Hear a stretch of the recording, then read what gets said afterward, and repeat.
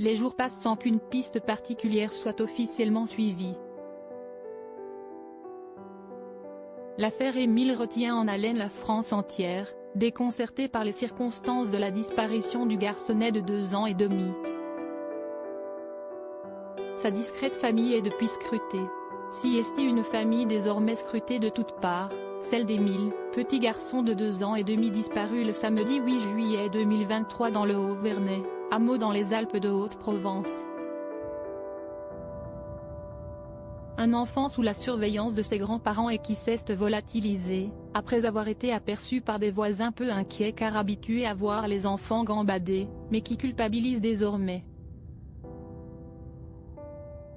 Paris Match a livré son enquête sur l'affaire qui défraye la chronique depuis des jours et apporte des précisions sur les membres du clan du garçonnet. Qui sont-ils? Émile est le fils de Marie, mère au foyer qui forme avec Colomban, un ingénieur travaillant à Aubonne et formé à Centrale Lyon, un jeune couple d'une vingtaine d'années qui a également une enfant plus jeune, Alaïs, 1 an. Un prénom féminin qui signifie de noble lignée en langue germanique et qui est également la forme provençale d'Adélaïde, nom que portaient souvent les princesses d'Europe continentale. Les parents et leurs 2 enfants habitent dans une maison modeste sur 2 étages, en chantier. Colomban est ingénieur, il est passé par Centrale Lyon. Sous l'escalier de la maison, un tas de gravats, un étendoir, une poubelle noire et dans un coin, le tricycle d'Émile, indique Paris Match. Le jeune papa était en plein travaux quand l'alerte a été donnée. Un clan soudé et pieux autour d'eux, un clan soudé et pieux, celui de la famille de la maman Marie.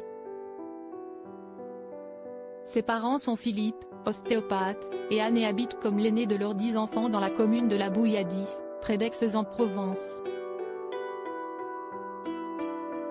Une famille de musiciens qu'on peut entendre une fois par an dans l'église de leur village.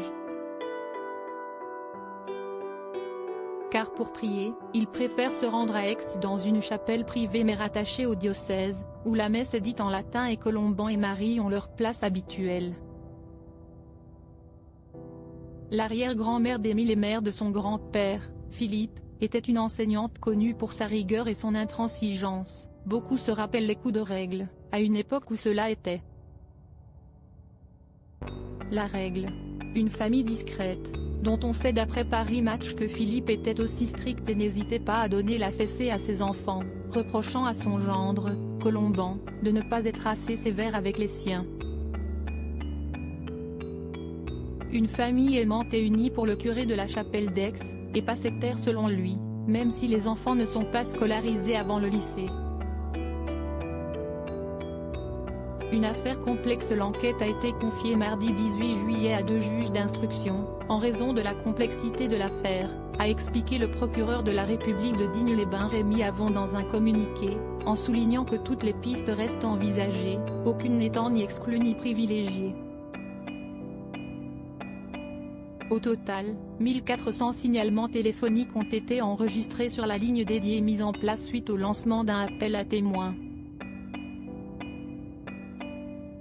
Numéro aujourd'hui fermé, a précisé le procureur, indiquant que tout élément utile à l'enquête peut désormais être transmis à l'adresse électronique disparitionné 1004@gendarmerie. Intérieur.gouv.fr. Parmi les éléments collectés par les enquêteurs et qui doivent maintenant être analysés figure notamment la téléphonie.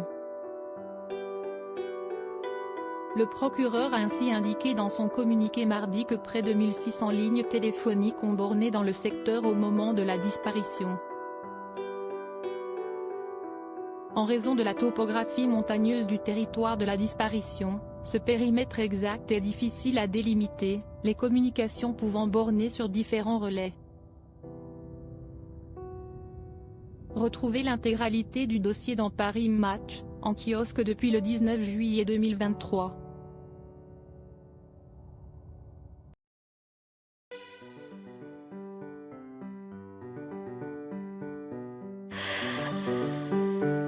The man I just how